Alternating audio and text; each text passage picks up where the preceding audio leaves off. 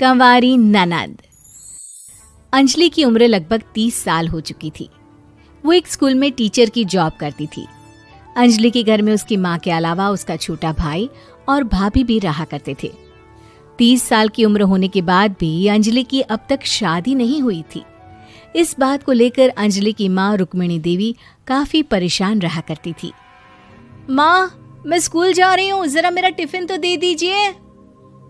अब क्या पूरी जिंदगी मैं तुझे टिफिन बनाकर देती रहूंगी?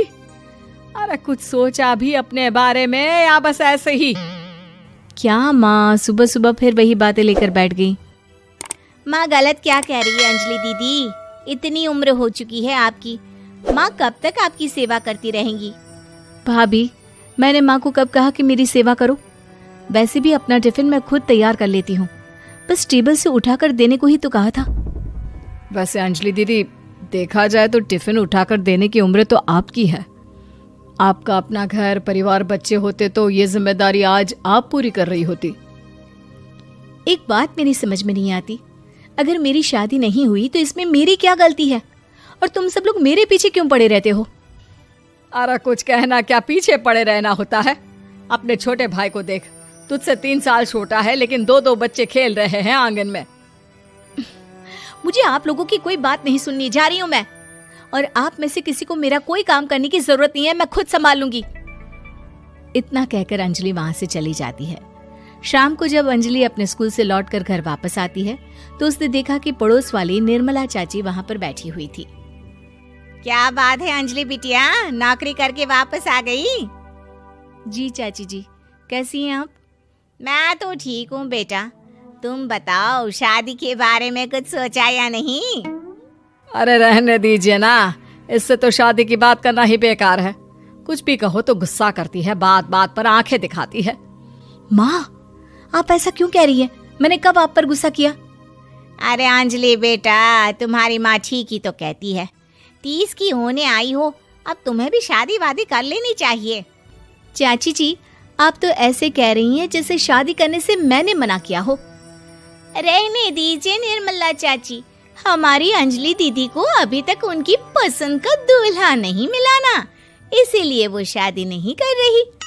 भाभी, ऐसी कोई बात नहीं है। अरे तो फिर क्या बात है? तुम्हारी माँ ने तुम्हारे लिए इतने रिश्ते ढूंढे लेकिन तुम्हें कोई पसंद ही नहीं आता।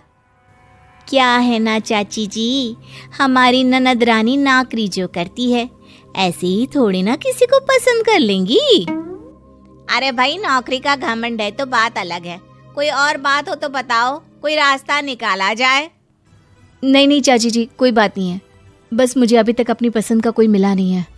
सुन लिया आपने, इस लड़की के तो पर निकल आए हैं और इतनी उम्र में अपनी पसंद का कोई मिलेगा भी नहीं इसे।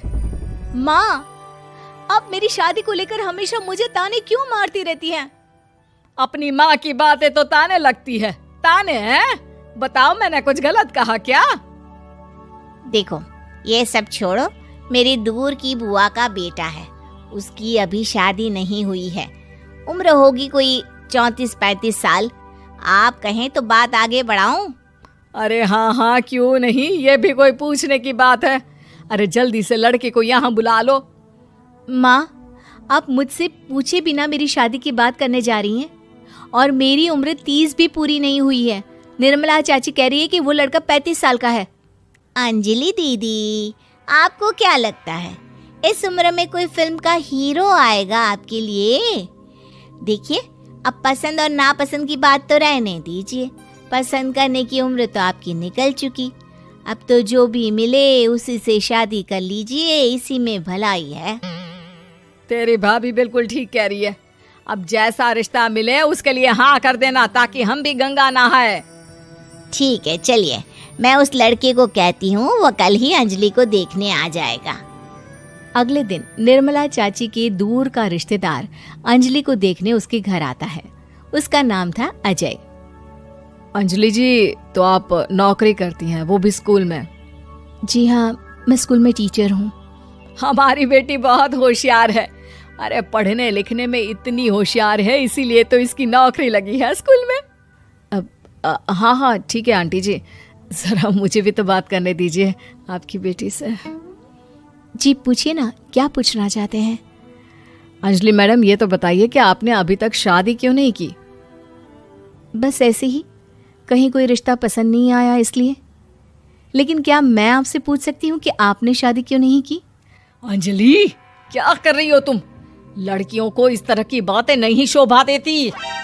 रहने दीजिए आंटी जी, आपकी बेटी काफ़ी पढ़ी लिखी है, मैं उनके सवाल का जवाब दे ही देता हूँ। वो क्या है ना, मुझे भी अभी तक अपनी पसंद की कोई लड़की नहीं मिली। अच्छा, कोई बात नहीं। वैसे आपकी तनख्वाह कितनी है? कितना कमा लेती हैं महीने का? जी यही कोई 25,000 महीने। बस 25,000? इतने से क्या होता है? इतने से तो आजकल घर भी नहीं चलता। आपके कहने का क्या मतलब है? अरे मैं तो ये सोच कर आया था कि नौकरी वाली लड़की है, आराम से 40,000 कमाती होगी। माफ कीजिएगा, आपका और मेरा रिश्ता नहीं हो सकता। जी कोई बात नहीं, मुझे भी आपके साथ शादी करने में कोई इंटरेस्ट नहीं है। अंजलि, किस तरह की बात कर रही हो? घर आए रिश्ते को ठुकरा रही हो तुम। दीदी, अब इस उम्र में आपको इतनी अकड़ नहीं दिखानी चाहिए। अच्छा खासा रिश्ता हाथ से निकल गया, कहीं ऐसा ना हो कि जिंदगी भर कुंवारी ही रह जाओ आप। कुछ दिन और ऐसे ही निकल जाते हैं और अंजलि की शादी कभी नहीं होती।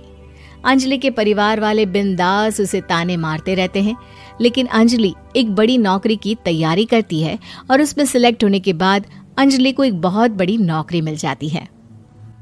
अब तो दीदी के नखरे और भी ज्यादा बढ़ जाएंगे भाई। अब तो इतनी बड़ी नौकरी जो लगी है, अब इनकी शादी होने से रही। माँ, मुझे नौकरी के लिए दूसरे शहर जाना पड़ेगा। आप जानती हैं ये बहुत बड़ी जॉब है और इसमें पैसे भी बहुत ज्यादा मिलेंगे। अच्छा, कितने पैसे मिलेंगे बेटा? माँ, मुझे हर महीने 90,000 सैलरी मिलेगी। क्या? अरे वाह वाह, ये तो बहुत अच्छी बात है।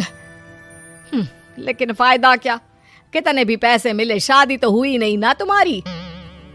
अंजलि नौकरी करने के लिए दूसरे शहर में चली जाती है और जब कुछ महीनों के बाद वो वापस घर आती है तो उसे अपने पति के साथ देखकर उसके घर वाले हैरान रह जाते हैं। अरे अंजलि, तूने शादी कर ली और हमें बताया तक नहीं। और दामाद जी करते क्या हैं? इतनी बड़ी कार है उनकी।